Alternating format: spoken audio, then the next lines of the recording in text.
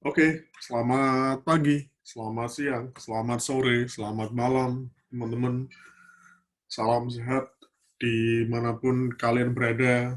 Tetap semangat, tetap berproses, ya. Jangan lupa berdoa pada yang di atas. Semoga segala sesuatunya lebih baik di tahun 2021 ya, teman-teman ya. Oke, ya kembali di sini saya akan coba untuk memberikan pengalaman atau mungkin sharing ya terkait dengan bidang-bidang kerja HRD di sebuah perusahaan. Nah, ini juga satu materi yang beberapa kali dibahas di perkuliahan di psikologi. Memang ada satu mata kuliah khusus ya tentang kesehatan dan keselamatan kerja. Cuma ini mata kuliah pilihan ya, bukan mata kuliah wajib. Dan K3 ini kan sebenarnya bisa dijadikan satu prospek kerja yang bisa dipilih oleh teman-teman di bidang psikologi. Cuma memang di tempat kita tidak terlalu banyak ya mempelajari tentang K3 secara menyeluruh. Makanya mungkin teman-teman kalau misalnya ada yang mau minat bekerja di K3, saya kira perlu menambah kompetensi lagi ya. Pelatihan-pelatihan K3 itu udah banyak banget yang bersertifikasi. Jadi Anda bisa mengikuti atau mungkin juga sambil belajar ya karena memang prinsipnya K3 atau mungkin pengelolaan kesehatan dan keselamatan kerja karyawan di perusahaan itu hampir sama dengan prinsipnya HRD, sama-sama mengelola karyawan, sama-sama membuat atau mungkin mengupayakan kinerja yang maksimal dari karyawan, kemudian membuat karyawan lebih nyaman dalam bekerja, tidak stres, ya, kemudian juga merasa karyawan akan benar-benar dikelola dan jadi bagian dari perusahaan. Cuma kalau di K3 ini dari sisi kesehatan dan keselamatan kerjanya di perusahaan. Oke, ya dimanapun kita bekerja itu kan selalu ada resiko resiko kesehatan atau mungkin resiko kecelakaan kerja. Memang di beberapa perusahaan ada karyawan yang punya kecenderungan untuk berisiko ya mengalami kecelakaan kerja atau bermasalah di kesehatan mereka. Misalnya di pabrik ya, di otomotif ya, mungkin pabrik elektronik, di kontraktor misalnya, di pertambangan ya, di kontraktor jalan, kontraktor gedung dan sebagainya. Si karyawan itu kan banyak kerja secara fisik ya, apalagi yang ditempatkan di lapangan sehingga apa ya, mereka dituntut eh, tidak hanya bisa memaksimalkan kinerjanya, tapi juga harus menjaga atau mungkin dijaga kesehatan dan keselamatan kerjanya. Dan di beberapa perusahaan yang memang karyawannya memiliki resiko lebih tinggi terkait dengan kesehatan dan keselamatannya, itu ada satu bagian khusus teman-teman di perusahaan. Ini bagian namanya HSE, Healthy Safety and Environment. Ya, jadi tugasnya HSE itu menjaga, mengelola agar si karyawan dalam keadaan yang sehat dan selamat dalam menyelesaikan pekerjaannya. Ya, seperti yang mungkin digambar ya, memang kita patut bersyukur ya bagi yang kerja di kantor ya, kerja di tempat yang enak ya ber AC ya, memang tidak menjamin ya kerja di tempat AC bisa bebas dari stres kerja, tetap aja stres banyak kerjaan. Cuma di luar sana banyak beberapa pekerja yang mereka kerja di lokasi yang penuh resiko ya, di gedung bertingkat, mungkin di lokasi yang radiasinya tinggi misalnya, atau mungkin di jalanan, kontraktor bikin jalan, di pabrik ya, kebisingan ya, mungkin lingkungan yang tidak nyaman ya, itu salah satu resiko saya kira yang harus dialami oleh para pekerja. Nah, kalau untuk bagian HSE di beberapa perusahaan bagian HSE ini mereka divisinya berdiri sendiri. Tapi di tempat kerja saya dulu ya kalau di tempat kerja saya dulu itu berdiri sendiri, tapi di beberapa tempat itu gabung sama HRD karena prinsipnya sama, ngelola karyawan kan, tapi dari sisi kesehatan dan keselamatannya. Tapi di beberapa perusahaan yang dengan resiko kerja yang sangat tinggi itu dibagikan sendiri. Jadi benar-benar dia hanya fokus ya di satu divisi untuk mengelola K3 karyawan, teman-teman. Dan memang kalau untuk jurusan, sekali lagi di psikologi memang tidak terlalu banyak ya membahas tentang K3, tapi ya kenapa tidak, kita mau belajar bisa aja kan, kalau misalnya mau mengembangkan diri lebih baik ya kita bisa ngambil pelatihan bersertifikasi ya, tentunya pelatihan K3 nanti harapannya sebagai seorang trainer ya. Terus kalau untuk jurusan itu biasanya dari teknik lingkungan sama kesehatan masyarakat ya, di beberapa universitas ada jurusan teknik lingkungan dan kesehatan masyarakat. Gizi juga bisa sebenarnya karena seorang HSE juga harus paham nih soal gizi. Jadi makanya apa ya? Ya akan sangat detail sih menjaga kesehatan karyawannya, dari mulai memberikan sarapan, dari mulai memberikan vitamin yang cocok ya buat si pekerja, sampai dipikirkan soal itu. Ya, ini kan tergantung dari mindset pimpinan ya. Ada beberapa perusahaan yang memang belum terlalu apa ya, belum terlalu paham atau mungkin saklek lah terkait dengan pengelolaan kesehatan karyawan, sehingga kadang ya wes dibiarin kerja aja, ya kalau sakit ya wes urusan dewe. Tapi kalau di perusahaan-perusahaan tersebut ya semacam kontraktor tambang itu benar-benar dijaga mulai dari kesehatan, penggunaan alat pelindung diri ya.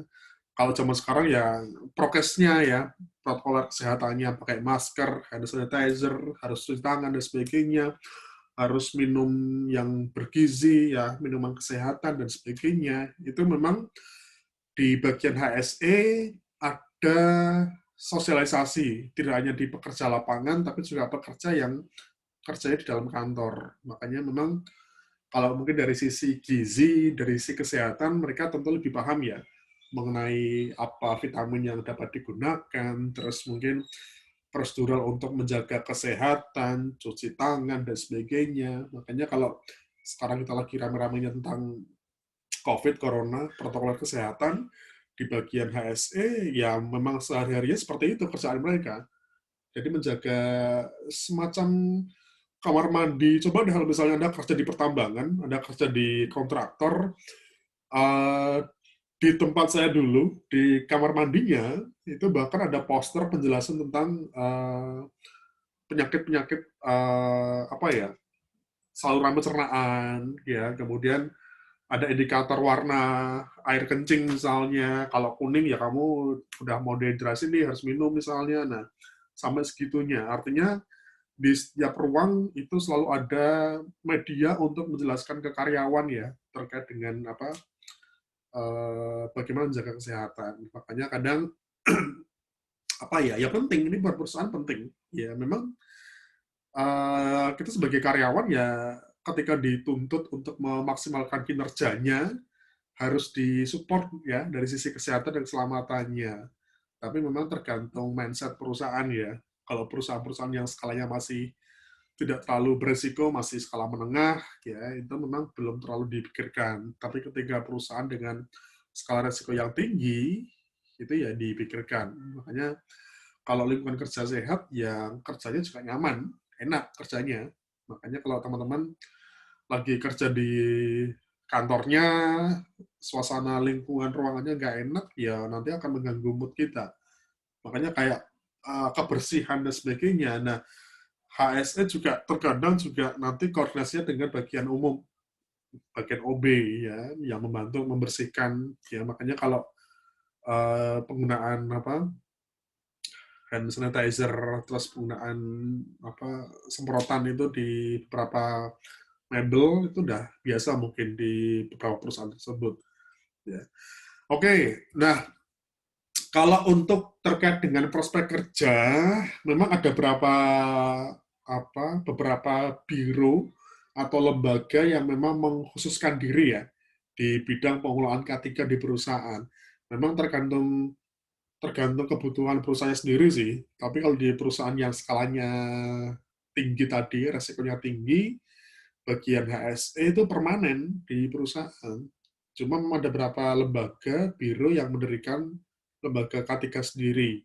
Dan nanti tugasnya lebih mensosialisasikan ke beberapa perusahaan yang jadi kliennya ya. Oke, ini manfaat lingkungan kerja sehat ya. Jadi kalau prinsipnya di HS itu ketika lingkungan kerja sehat, nyaman, ya itu nanti karyawannya juga akan nyaman dalam bekerja. Ya, makanya prinsip mereka ya satu konsep ya dengan HRD ya. Kalau kita lebih mengelola bagaimana individunya, manusianya secara pribadi, secara kenyamanan dalam bekerja dari sisi psikologis, tapi dari HSE itu dari sisi kesehatan dan keselamatan kerjanya. Ya, detail sih. Makanya kan temuan-temuan yang dilaporkan oleh HSE itu kan akan dikoordinasikan oleh HRD dan nanti harapannya akan diteruskan ke pimpinan, kemudian akan memberikan semacam kebijakan kan untuk tunjangan karyawan. Ada biaya kesehatan, asuransi, kemudian ada tunjangan vitamin, kayak sarapan misalnya. Saya dengar di beberapa perusahaan besar di Jakarta, di Jabodetabek, itu karyawan diberikan sarapan sehat. Artinya karyawan nggak usah repot-repot nyari sarapan sebelum kerja. Mereka kerja di mejanya atau mungkin di ruang kerjanya sudah ada sarapan yang bisa dikatakan sehat. Ya, itu kan juga bagian dari pengelolaan karyawan kan. Kemudian misalnya catering karyawan, ya, jadi karyawan nggak dibiarkan jajan. Nah, kalau saya lihat di Jogja ini kan masih banyak ya orang-orang pabrik, orang-orang dengan resiko kerja yang tinggi, tapi jajannya jajan cilok, ya, jajan makanan sembarangan. Itu kan sebenarnya gorengan misalnya, ya. Walaupun kita juga setiap hari juga kadang makan gorengan ya. Tapi dari sisi untuk memaksimalkan kinerja itu kan juga penting. Kayak di tim sepak bola misalnya ada bagian gizi, ya tim sepak bola. Kalau di Indonesia itu kan banyak kan ya budaya kita makan nasi ya. Tapi kalau di orang bule itu kan jarang banget makan nasi dan katanya nasi itu malah bikin ngantuk. Makanya ketika mau main bola ada orang makan nasi itu dia nggak bisa maksimal sampai 90 menit katanya. Jadi cuma sampai 50 menit, terus stamina-nya udah habis. Karena makan nasi itu tadi. Makanya kadang kalau di sepak bola itu ada makanan yang lebih bergizi ya. Ada pisang, ada spaghetti misalnya, gandum. Nggak pakai nasi. Nah, itu contohnya. Nah, oke. Okay. Ya, ini lebih ke definisi. Ya, K3 ini merujuk pada kondisi psikologis, fisiologis, fisik, ya, dan psikologis tenaga kerja yang diakibatkan oleh lingkungan kerja perusahaan. Memang nggak bisa kita pungkiri ya bahwa yang namanya stres kerja itu kan bisa dipicu oleh beberapa faktor ya, dari masalah pekerjaan, ya, tapi juga bisa diakibatkan oleh masalah lingkungan kerja. Makanya terkadang kita deh di rumah pengen ngerjain sesuatu, mungkin kemarin ngerjain skripsi, ngerjain tugas, butuh tempat yang nyaman karena biar idenya bisa muncul, ya akhirnya kita nggak di kos kan, cari kafe, cari coworking space yang bisa membuat nyaman hidup ya, nyaman bekerja sehingga kita bisa mengerjakan tugas dengan baik ya, ada asupannya, ada kopi enak. Walaupun kopi yang banyak juga nggak sehat sih, ada makanan ya, itu kan memang secara fisik, secara kesehatan memang nggak baik ya kalau banyak-banyak, tapi secara pikiran lebih enak ya. Udah kita di kafe walaupun agak sedikit keluar duit banyak ya, nggak di kos. Makanya mungkin teman-teman kalau misalnya lagi nggak ada ide, lagi buntu idenya, ya cari tempat yang baru lah biar bisa ngembangin pikiran kita lah. Jangan di kos, jangan di rumah. Itu kan juga contoh penerapan K3 sebenarnya. Oke, ini juga perlu dipahami sama teman-teman ya bahwa kecelakaan kerja kan sebenarnya bisa terjadi pada siapa saja. Kalau mungkin kita lihat di televisi, di beberapa media, sudah cukup banyak ya beberapa karyawan yang mengalami kecelakaan kerja. Tidak jarang banyak yang meninggal ya karena hal sepele ya. Kalau Anda masih ingat film Final Destination ya 1-5 itu kan banyak orang-orang meninggal dari kejadian yang sepele sebenarnya ya. Saya masih ingat di final destination yang kelima apa yang keempat ya, ada karyawan pabrik ya, karyawan pabrik kepalanya pecah, terbentur kunci Inggris yang kena putaran apa mesin pabrik gitu kan, gara-garanya kunci Inggrisnya tidak diletakkan di tempatnya kan, kemudian diletakkan di tempat yang sembarangan sehingga terpental kena kepalanya. Nah itu contohnya, makanya kayak hal simpel sih, mengembalikan barang ke tempatnya, kemudian plotting peralatan sesuai dengan fungsinya, itu kan juga bagian dari K3 sebenarnya. Makanya kan yang jadi pelajaran kayak kita naruh gunting, naruh pisau misalnya, ya hati-hati, harus dibalikin ke tempatnya misalnya. Jangan sampai orang terinjek atau mungkin bahkan tergores misalnya. Nah, itu kan juga penerapan K3. Makanya orang-orang K3 itu kan orang-orang yang detail ya, orang-orang yang teliti ya. Itu yang apa, salah satu kemampuan atau mungkin kepribadian yang harus dimiliki ya. Oke, ini ada beberapa faktor-faktor penyebab kecelakaan kerja, teman-teman, yang sering kita lihat ya di teorinya Byers and Roux. Ini menyebutkan bahwa human error menyumbang persentase terbesar ya terjadinya kecelakaan kerja sampai 80%. Simpel sebenarnya, ngalamun ya, mikir apa dan sebagainya, kemudian masalah emosi, ini kan juga pada akhirnya pengaruhnya di bagaimana kita merekrut orang kan. Merekrut orang ya, orang yang harus punya kemampuan mengelola emosi yang baik, teliti, tidak kesusu ya. Ini kalau dari penelitian memang paling banyak ya. Ini mohon maaf, ini materi atau mungkin referensinya sudah sangat lama ya, 2004, itu sudah hampir 16 tahun. Jadi saya kira masih sama ya, penyebabnya tidak jauh dari human error ya. Makanya ketika teman-teman HRD nyari karyawan, pastikan dulu ini resiko kerjanya kayak gimana, memungkinkan terjadinya kecelakaan kerja atau enggak.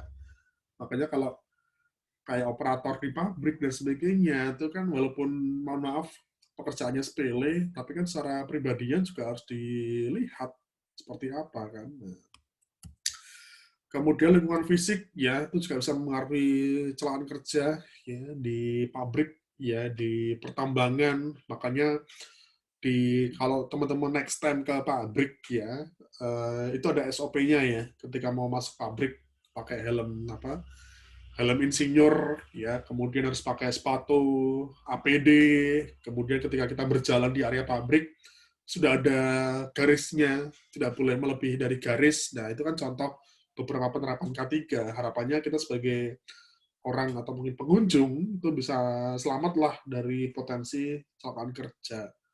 Itu juga bisa dipengaruhi suasana bising. Kita tahu ada beberapa teman-teman operator, para pekerja yang bekerja di situasi lingkungan kerja yang sangat bising.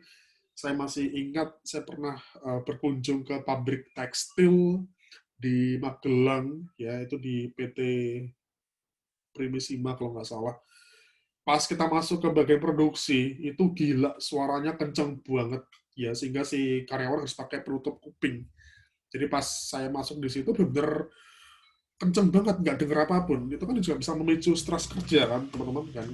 Kita bayangkan deh orang yang kerja di situ selama 5-6 jam, ya, dengan suara seperti itu, sekian desibel, ya, itu bisa memicu tentunya kecelakaan kerja. Ngobrol nggak jelas, ya, miskomunikasi dan sebagainya. Mungkin kalau misalnya mau ngobrol harus keluar dulu dari ruang operatornya. Nah, kapan-kapan kalau Anda kerja di tempat seperti itu akan dapat pengalaman baru, teman-teman. Oke, selain human error, selain lingkungan kerja, ini juga terkait dengan kehidupan kerjanya. Artinya terkait dengan bagaimana pengelolaan SDM yang ada di perusahaan. Itu juga terkadang juga memengaruhi stresnya orang loh, memengaruhi orang bisa mengalami kecelakaan kerja. Misalnya terkait dengan overload beban kerja, atau mungkin karyawan tidak dilibatkan dalam pengambilan keputusan, sistem pengupahan, dan sebagainya. Itu juga bisa mengaruhi akhirnya. Orang jadi kepikiran masalah kontrak ya karyawan, orang jadi kepikiran, stres misalnya, kemudian mengerjakan segala sesuatunya terburu-buru, sehingga bisa mengakibatkan kecelakaan kerja. Ini juga perlu diantisipasi. Makanya kita sebagai seorang HRD itu juga harus memanusiakan manusia ya.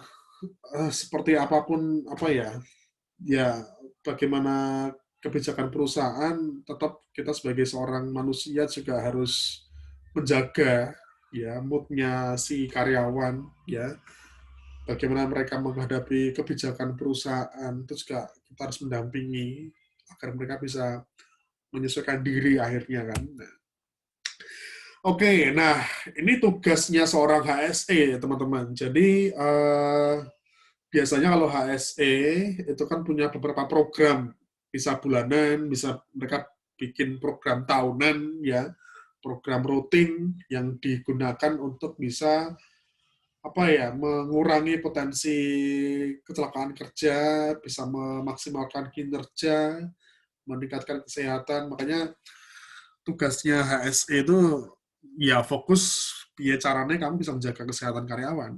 Kamu bisa menjaga karyawan agar tidak mengalami kecelakaan kerja. Nah, oke, ada dua komponen yang bisa dilakukan oleh seorang HSE, baik dia kerja di perusahaan sebagai bagian dari perusahaan atau sebagai biro ya, sebagai lembaga konsultan K3 misalnya. Yang pertama, mengurangi kondisi tidak aman. Yang kedua, mengurangi atau mungkin memodifikasi perilaku yang tidak aman. Jadi ada dua hal yang dilakukan oleh bagian HSE, itu mengontrol kondisinya, lingkungannya. Yang kedua, merubah perilakunya, mendisiplinkan si karyawan. Ya, nah untuk bagian mengurangi kondisi tidak aman, yang pertama merubah rancangan desain kerja. Hal simple, misalnya teman-teman, kalau misalnya Anda lihat meja, ya meja itu kan ada sudutnya ya, dan sudutnya itu kan lancip. Kalau di perusahaan yang punya kesadaran ketikanya sangat tinggi, kita hampir nggak bisa menemukan meja yang ada sudutnya. Di mejanya itu bentuknya elips, ya agak lingkaran seperti itu. Jadi kalau misalnya ada sudutnya pun itu nggak lancip, ya tetap ada elipsnya. Ini kan harapannya orang tidak senggol sudut meja ya, karena ya sakit.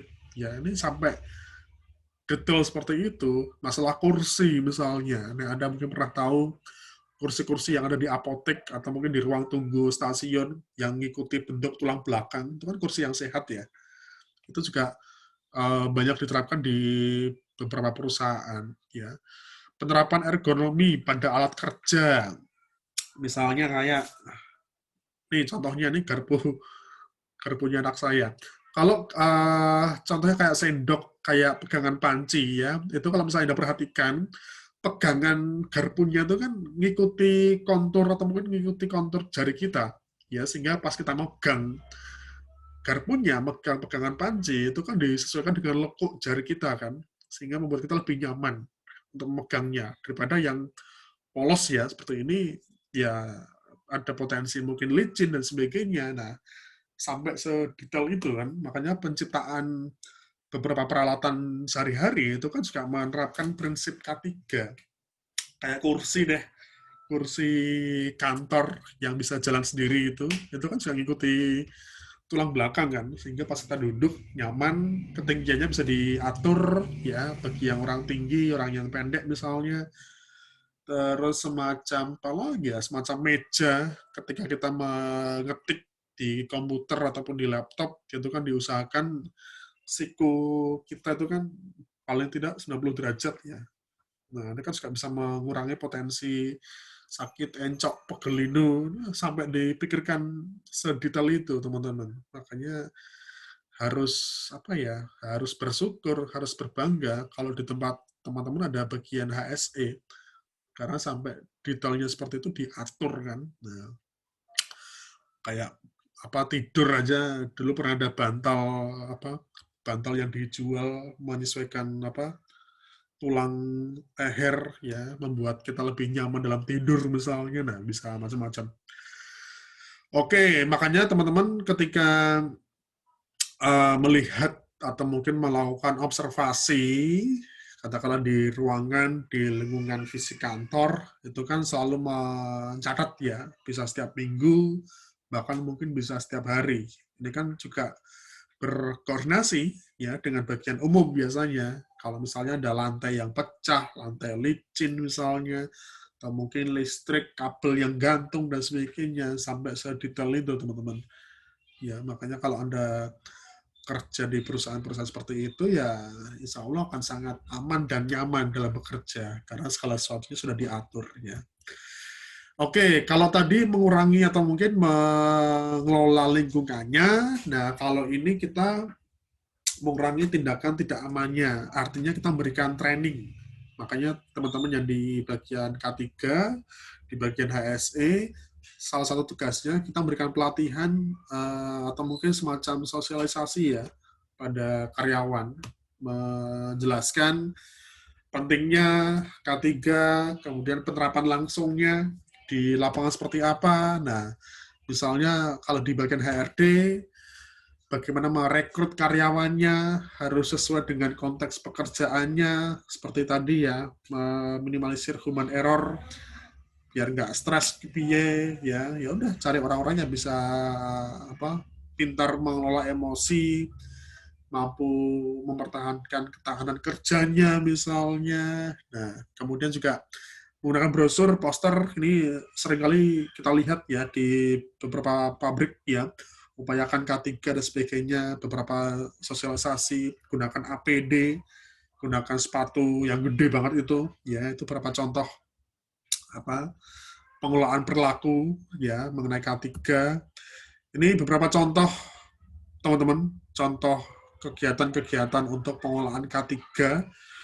Ini pelatihan pelatihan kebakaran. Ini saya juga pernah mengikuti. Ini kalau misalnya Anda kerja di perusahaan yang punya resiko kebakaran yang tinggi, ada pelatihan bagaimana cara memadamkan titik api. Nah, ini kan mungkin zaman Anda SD atau SMP juga pernah melihat ini. Ini pelatihan mengangkat orang yang pingsan, ya seperti ini. Kita melakukan pelatihan, kemudian mempraktekkan apabila ada beberapa kondisi-kondisi yang urgent, darurat ya di perusahaan. Ini contoh poster brosur ya untuk mengelola beberapa perilaku kerja karyawan ya supaya mereka pakai sabuk ya, pakai APD, selalu diingatkan. Makanya kadang kalau ada beberapa karyawan tidak pakai APD itu malah disanksi, dihukum ya karena jadi kewajiban. Nah, kamu nggak pakai, ya kamu nanti kena kena batu, kena apa dan sebagainya. Makanya ada beberapa punishment yang diterapkan oleh perusahaan sehingga si karyawan dapat patuh. Ya, ini yang kadang agak susah ya mendisiplinkan orang ya untuk bisa pakai masker lah di zaman sekarang. Banyak orang yang nggak pakai masker, ya tidak cuci tangan, itu kan akhirnya pembiasaan ya. Harus selalu diingatkan, harus selalu mengingatkan. Nah, seperti itu. Oke, ini contoh beberapa materi dalam K3, teman-teman. Ya, memang kalau Anda mau mengembangkan lebih lanjut, ya, Anda bisa mengikuti beberapa pelatihannya. Memang kalau untuk di bagian HSE, hanya di bagian-bagian khusus tertentu yang bisa menjabat bagian HSE, tapi orang psikologi pun saya kira bisa kok, ya. Tapi asal Anda bisa mengembangkan lebih banyak ya tentang ilmu K3 ini. Oke, sekian dulu mungkin teman-teman yang bisa saya sampaikan. Terima kasih. Ya, insya Allah lain waktu kita bisa ketemu lagi. Terima kasih. Ya, Assalamualaikum warahmatullahi wabarakatuh. Sampai jumpa lagi.